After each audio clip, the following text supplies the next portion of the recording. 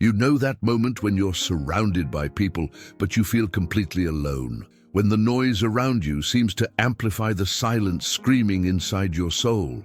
That's exactly where social burnout resides. That kind of emotional exhaustion that no one sees, but that you feel in every fiber of your being. It's not just about being tired of people. It's deeper than that. It's as if every interaction, every conversation, every forced smile steals a little piece of your vital energy. And at the end of the day, when you're finally alone, you realize there's almost nothing left of you. The lack of strength isn't just physical. It comes from a place you didn't even know existed. The world keeps spinning at the same speed as always. People go about their routines, laugh, work, live, but you're stuck in this strange place where everything seems to happen in slow motion, where getting out of bed is a victory and having a simple conversation feels like an impossible marathon. And then comes that heavy guilt. Why can't I be like everyone else? Why does everything seem so difficult for me? You try to explain yourself, but the words won't come. How can you describe this weariness of the soul to someone who has never felt this invisible weight crushing their chest? What you don't yet know is that this emptiness has a name, and more importantly, it has a way out, a door that opens exactly where you least expect it. But is there really a place of rest when everything inside you is screaming for help? Have you ever noticed how your body knows when something is wrong even before your mind acknowledges it?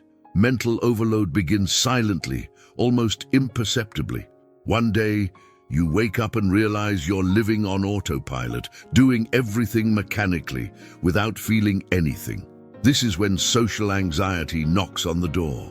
That feeling that everyone is judging you, that you need to explain yourself, justify yourself, prove that you are capable. Emotional exhaustion leaves no room to breathe. It's as if you're always running away from something that lives inside yourself. Let me tell you a story that might sound familiar. Do you know Elijah, that powerful prophet who confronted 450 prophets of Baal on Mount Carmel? Well, that same courageous man suffered such a profound emotional breakdown that he fled to the desert and asked God to take his life. Just imagine, after a gigantic spiritual victory, he collapsed. Elijah was exhausted, physically, emotionally, and spiritually drained. He sat down under a tree and said, "It is enough, Lord. Take my life, for I am no better than my ancestors." 1 Kings 19:4. Do you see the brutal honesty? He didn't pretend to be okay. He didn't mask his pain. He simply surrendered his weakness to God. And do you know what God did? He didn't preach. He didn't demand more effort. He sent an angel to feed him and let him sleep. God understood that before anything else, Elijah needed rest. There was no judgment, only acceptance. God knew that his soul was in survival mode and needed to be carefully restored. If even a prophet like Elijah reached his limit, who are we to think we need to be unbreakable? Perhaps the first step to escaping this prison is admitting, "I'm not okay, and it's okay not to be okay." What if your exhaustion wasn't a weakness, but an invitation to something much greater? There's a kind of fatigue that doesn't show up on a medical exam. You can sleep 8 hours and wake up more exhausted than when you went to bed. You can go to therapy, take vitamins, try meditation, but nothing seems to touch that core of spiritual fatigue that corrodes you from the inside. Social stress is sneaky like that. It doesn't shout, it doesn't make a scene. It consumes you little by little, day after day, until you look in the mirror and barely recognize the person who's there. Your eyes have lost their sparkle, your smile has become a mask, and that spark that made you who you are has simply gone out. And the cruelest part? Nobody sees it. People greet you on the street and think you're fine. At work, you keep up appearances. On social media, your life seems normal, but inside, you're falling apart, carrying this emotional toll that weighs a ton. The worst part is that you try to explain and people don't understand, but you have so many good things in your life. Others go through worse things. It's just a phase, it will pass. And each of these phrases is like another stone in the invisible backpack you're already carrying. There's a truth that nobody talks about. The weariness of the soul is the most dangerous of all. Because while the body gives clear signs when it's at its limit, the soul dies silently until the day you simply can't take another step. But what if I told you that there is someone who sees exactly what no one else can see? There's a precise moment, a breaking point you never forget. It's when you realize you can't take it anymore, that you can't maintain this facade, this performance of being okay when everything inside you is crumbling. The lack of strength is no longer something you can ignore or disguise. It could be that moment when you're driving and the tears start falling out of nowhere, or when you're in the middle of a meeting and feel like you're going to collapse right there. Or maybe it's on an ordinary morning when you open your eyes and simply can't get out of bed. Not because you're lazy, but because the weight is too much. It's frightening, isn't it? To realize that you've reached a point where everything that ever worked, your willpower, your problem-solving skills, your resilience, simply doesn't work anymore. It's like your gas tank has completely run dry and you're stranded in the middle of the road, not knowing what to do. And look, before we continue this very important conversation, I wanted to make a quick request. If this message is touching your heart, please subscribe to the channel and leave a like. It's not just for the numbers, it's because I know you need to keep receiving these messages of hope and share it with someone who also needs to hear this. Deal? Going back. In this moment of total collapse, something interesting happens. It's when all your defenses crumble, when you no longer have the energy even to pretend you're in control. And it may seem like the end, but in reality, this is the beginning of something you can't even imagine. Because it's precisely when your strength runs out that God's strength can finally begin to act. Overcoming exhaustion doesn't begin when you force yourself to keep going. It begins when you finally stop and acknowledge, I need help. I can't do it alone. And that honest surrender is the bravest thing you can do. What you're about to discover will completely change the way you view this breaking point. There's a verse that says, "Come to me, all you who are weary and burdened, and I will give you rest." Matthew 11:28. Have you ever stopped to think that Jesus didn't say, "Come to me, those who are well"? He specifically called the exhausted, those who can no longer bear the weight alone. In the midst of your chaos, when all seems lost, there is a door you may never have noticed before. It's not a door you need to force open or earn to walk through. It's simply there, waiting for you to accept the invitation. It is refuge in God, a place that doesn't depend on your strength, but on His mercy. Do you know what the most beautiful part is? You don't need to be well-groomed, strong, or spiritually in order to enter. In fact, it's precisely when you're broken, without a mask, without the energy to pretend everything is all right, that this refuge makes the most sense. God isn't scared by your mess.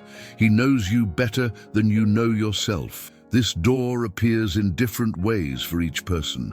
It might be in a desperate prayer at 3 in the morning, when you finally stop trying to solve everything alone. It might be in a song that plays at the exact moment. Or perhaps in a word someone speaks that seems to have been written especially for you. Divine acceptance doesn't follow a formula. It finds you where you are. And the most impressive thing is that this refuge doesn't disappear when the chaos passes. It's not a temporary band-aid. It's a permanent place of hope for the weary, where you can always return when the world gets too heavy. A place where you don't need to be strong, just real. But what happens when you finally walk through that door? The first thing you feel is silence, but it's not that empty, terrifying silence you knew. It's a silence full of presence, of peace, of something you can't explain with words. It's the comfort of God, beginning to soften the sharp edges of your pain. It doesn't happen overnight. It's not magic. Inner healing is more like a slow dawn. It begins with small cracks in the darkness, small rays of light that gradually grow. You realize you can breathe a little deeper, that the weight on your chest is a little lighter. God doesn't heal by shouting or forcing. He heals with a whisper, a gentle touch, infinite patience. It's as if He takes each broken piece of you and says, I know what to do with this, leave it to me. And the relief for the soul begins right there, when you stop trying to fix everything yourself. There are days when the feeling returns, of course. You're not cured once and for all. But now you know the way back to refuge. You know where to find comfort when the world gets tough again. And that changes everything, because you're no longer alone in this battle. Isaiah 41:10 says something powerful. Fear not, for I am with you. Be not dismayed, for I am your God. I will strengthen you, I will help you, I will uphold you with my righteous right hand.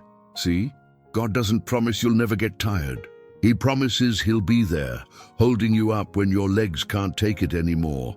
And just when you think you've experienced the best of this journey, God shows you something even deeper. Here's a truth that might sound strange.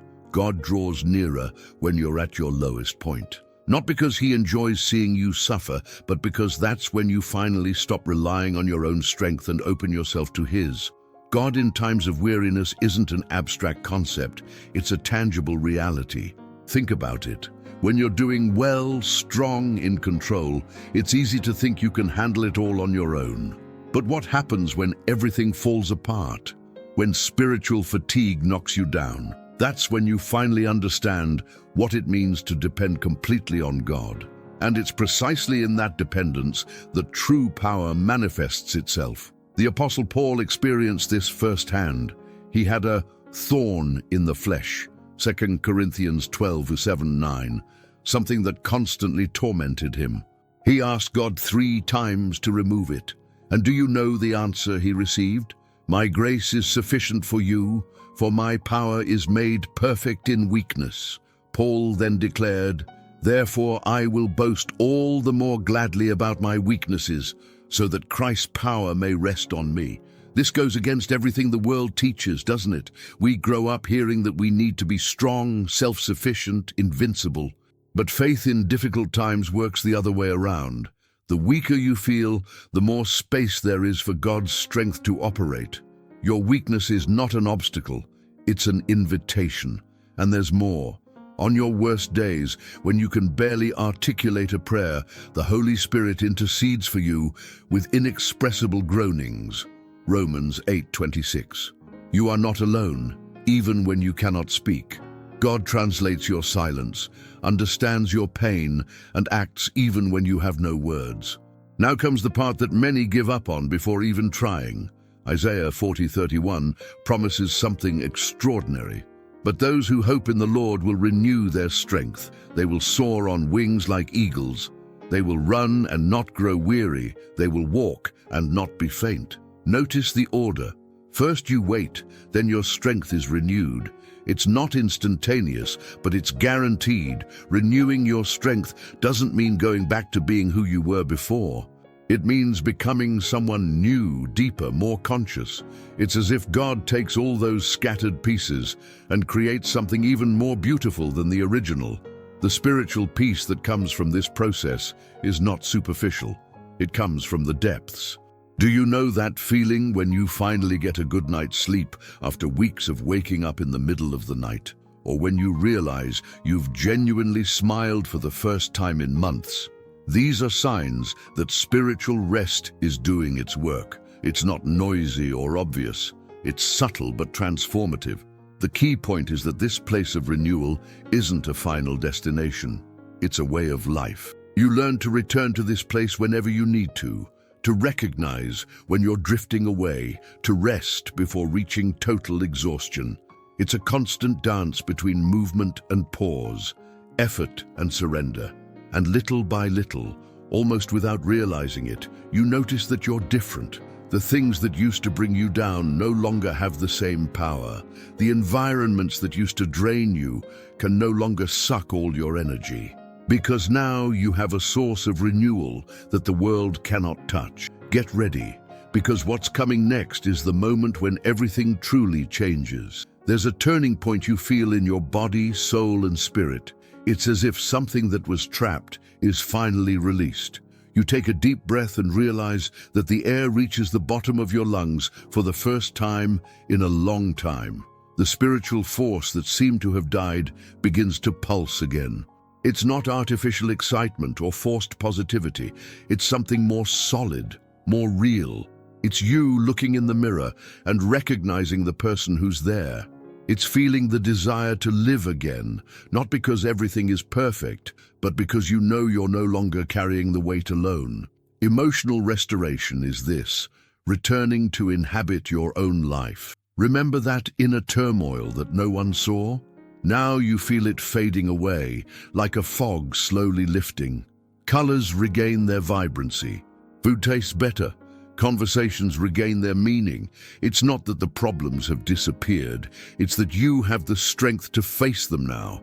And there's a fundamental difference. Before, you were fighting against the world and against yourself. Now, you've discovered that a partnership is available, that you can strengthen your spirit not because you've tried harder, but because you've connected with the source. It's a force that doesn't come from you, but flows through you.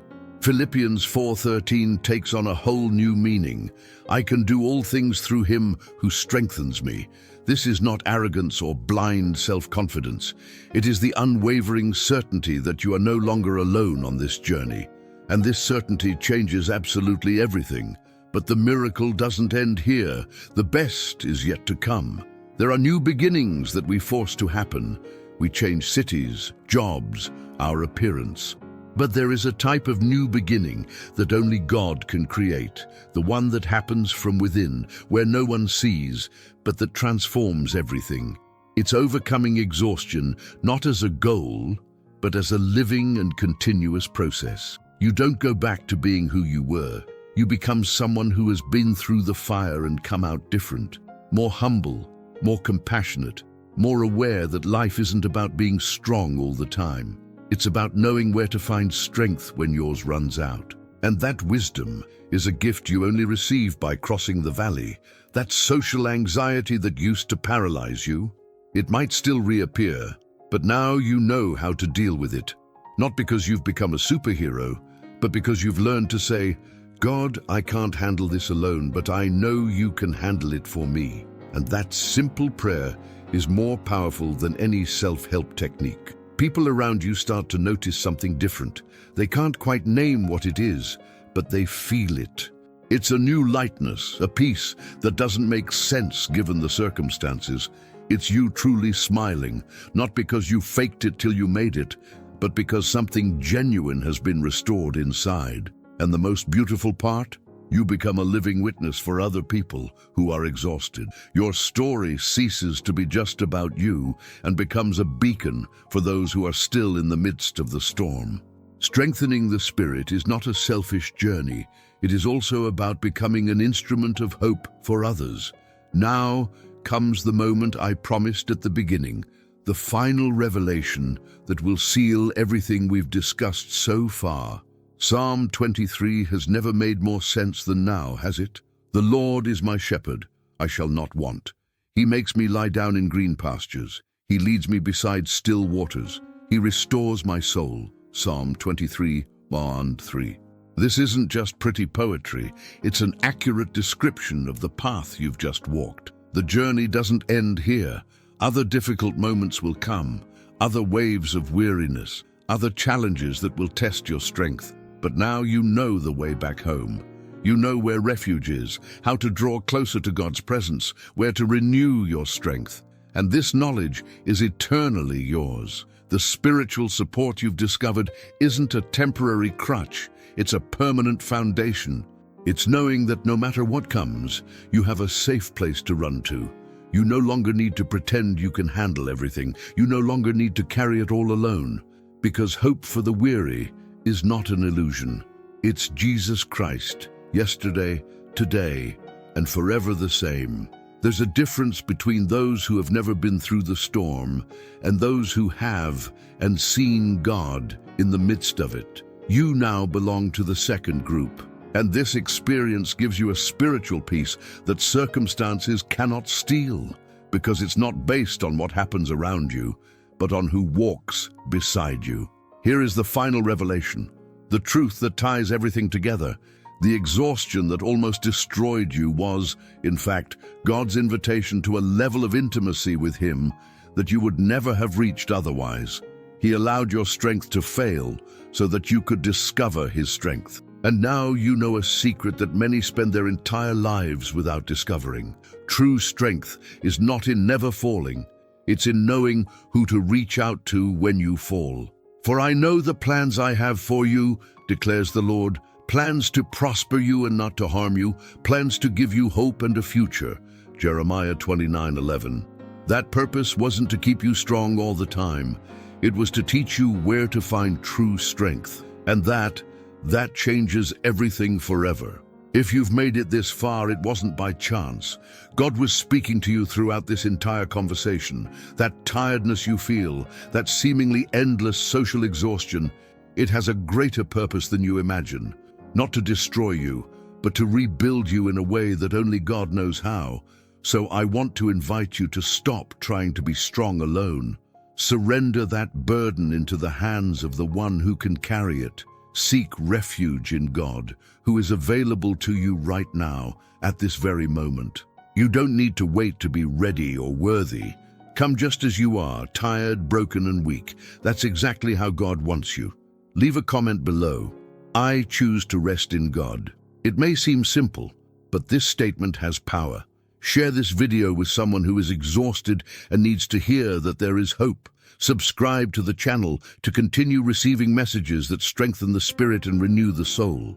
And remember, emotional exhaustion, spiritual fatigue, burnout, none of that is the end of your story.